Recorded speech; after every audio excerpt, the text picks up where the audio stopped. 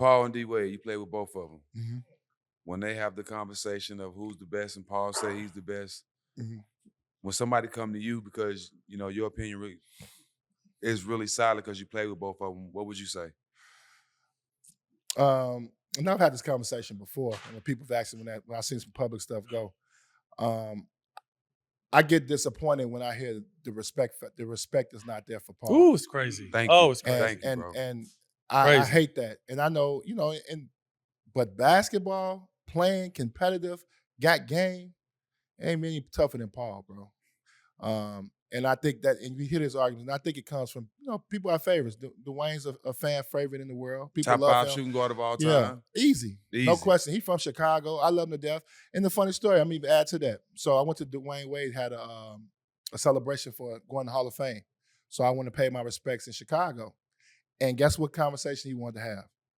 This one. This one right here. Oh, did he really? Oh, no joke. Like, we celebrating this Hall of Fame. Right. He like, bro, why you ain't defend me, man? We from Chicago. I'm like, D, he tough. I told D, I say he tough. I said, man, Paul tough as they come. I ain't saying Paul ain't back down from nobody. I saw Paul go against everybody, bro. He don't back down. Like I said, I didn't see him put numbers up against everybody. So, so I think the way Paul did it should have gave a little bit more respect to D-Wade and just flat out said he better than him. But that's how confident Paul is when it comes to basketball. Killer. And I think because he has some crazy takes every once in a while, people don't know how good he really is. But you can go category with those guys. It's probably neck and neck, and you can probably, D-Wade's more athletic than him. But Paul's a better scorer than him. Paul's definitely a better scorer. And a better shooter. You know what I mean? So it's like little things. I think defensively, D-Wade was a guy that got in the passing lanes, you know what I mean? Those type of things. So people judge you off that. Yep. Both of you guys are defensive guys, but like sitting down, locking down somebody, P gonna sit down and try to guard you. Yeah. So, it's just different. And people, us obviously in the game and play against those guys, understanding, I think people will look on the outside and just look at highlights. We see this grind every day. Both greats. Yeah. Both greats. P tough. Tough as, like you said, tough as they come. That's no joke. That's tough as they come basketball. He's scared. He bought none. He really was the blueprint.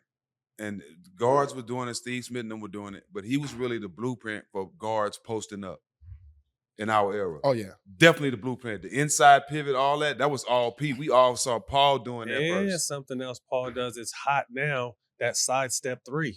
Paul was doing that shit back then. Yep. Paul was doing that side step.